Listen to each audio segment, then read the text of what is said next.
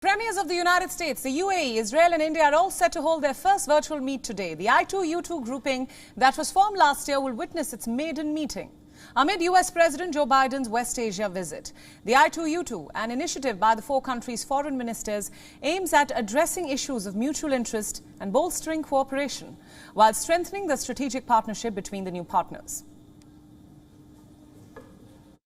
We'll continue to advance Israel's integration into the region, expand emerging forums and engagement like the new I2U2 summit, which will bring Israel, the United States, the UAE together, and India as well, to deepen our economic cooperation between the Middle East and the Indo-Pacific.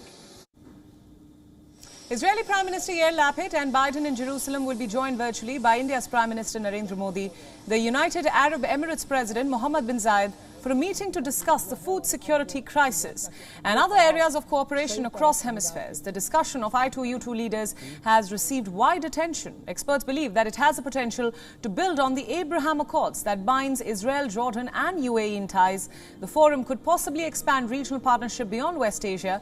It also has the potential of addressing energy, tech and economic issues. The I2U2 forum, which is also dubbed as the West Asian Quad, is also being viewed as the US's bid to increase its influence in the region to counter growing Chinese influence. The experts further point out that a small group of this kind may push for one of the most critical economic corridors, the Arab Mediterranean corridor, that will maximize the potential and profit of the participant countries. India's partnership in the forum is being viewed as a game changer. A former Israeli national security advisor said that India could change the dynamics of the regional partnership as it could expand the Abraham Accord and can be a strong economic partner for these nations. Moreover, India can be a strong contender to counter growing Chinese dominance in the Indo-Pacific, a concern raised by the US multiple times. The I2U2 meet comes at a time when two biggest exporters of grains, Russia and Ukraine, are engaged in a raging war that has now raised food crisis concerns across continents. On the energy front too, Moscow is responsible for exporting energy to major parts of Europe. The bloc, along with the US, is now looking for alternative sources of energy imports to cut their reliance on Russia in the long run and to address the sharp rise in inflation owing to rising fuel prices. Right, let's now introduce our guest of the hour. Joining us now for more analysis is our correspondent Jody Cohen, and also joining us is Harsh Pant. He is the head of the Observer Research Foundation's Strategic Studies Program. I welcome you both to WION The World as one. Jody, I want to take my first question with you. Tell us a little bit about the I2U2 grouping, its agenda. Of course, the food crisis and how to resolve it will dominate discussions.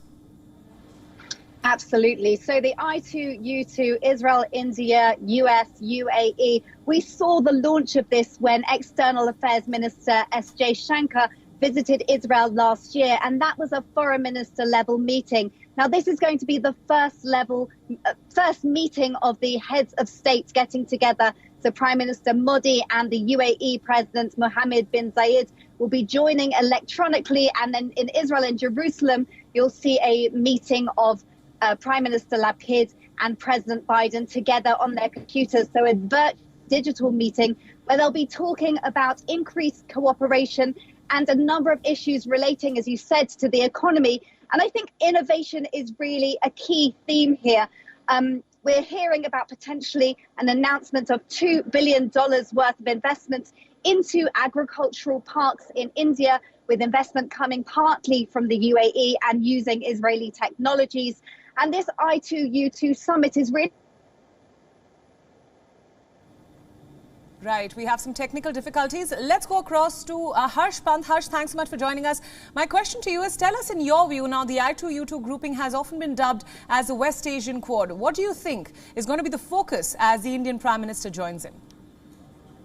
I think the focus is certainly going to be the global economic crisis, the energy crisis, the fuel crisis, the food crisis that the world is facing. And these four countries are particularly well positioned, as your correspondent was earlier speaking about, this investment in agriculture.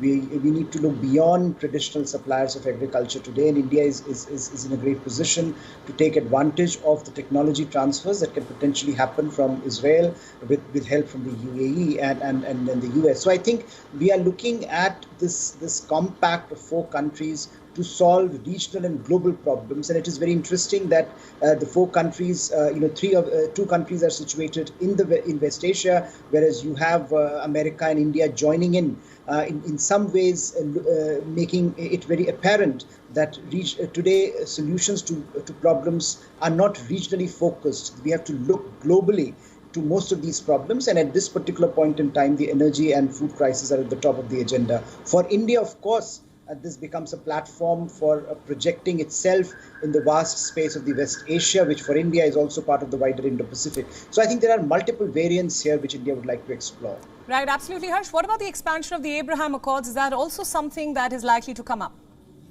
Absolutely. I think this has been a priority for the Biden administration, and taking, again, one of the things that they have taken on board from the Trump administration. They have not, challenged it, but I think what they are witnessing now is a contestation over JCPOA. The Iranian nuclear deal seems to be going nowhere. And I think what the Biden administration is trying to do is to bring its traditional allies back together.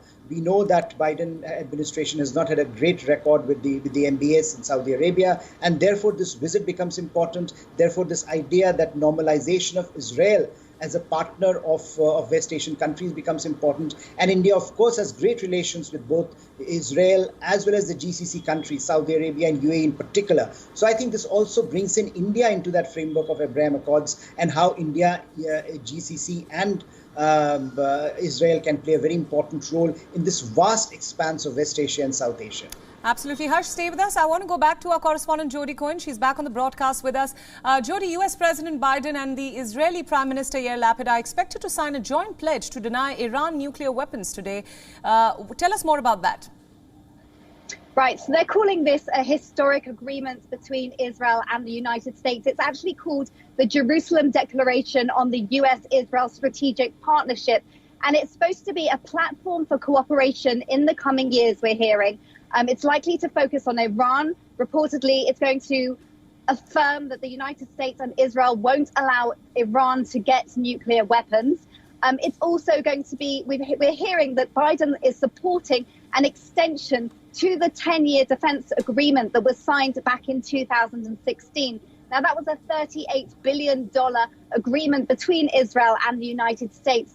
And apparently it takes years to extend that. So we're hearing that he's going to be announcing his support for that to be extended. We're also hearing about an advanced technology partnership that's been announced, which is looking at areas of artificial intelligence, quantum, and also looking at solutions to solve some of these biggest challenges facing the world today, like climate change, like the pandemic preparedness.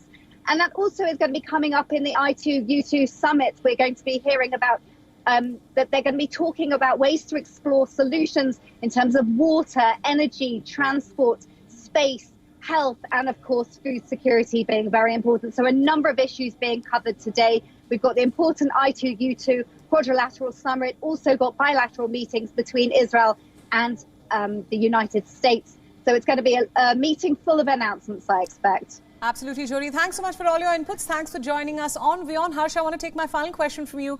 What do you think India's role will be in bringing the West Asian nations closer to the United States? India plays a very important role, and increasingly India has been playing a very important role. Remember, we are perhaps the only country today that has great relations with all three pillars, including Iran, and if one might say, because Iran is in contestation with GCC and Israel, and India is perhaps the only major power that can talk to, that can engage with all three pillars in West Asia. But in particular, as US looks set to recalibrate its relationship with West Asian countries after this great divergence with Saudi Arabia over the last few years after the Khashoggi incident. I think India is one country that US is looking at to play a role that allows these countries to work together to answer some of the most challenging questions of our times. Because without India's participation, the space becomes open for China, which I think US in particular is not, does not want. And therefore, it allows India to project its role, its presence, and its capabilities in the region in a way that are benevolent, that are about global solutions, and that is about a certain kind of a leadership that is not looking at it in terms of contestation. So I think India plays a very important role in that regard. Absolutely, Harsh. Thank you so much for summing that up so well for us. Thanks for joining us with the latest on WION World is One. WION World is One is now available in your country. Download the app now and get all the news updates on the move.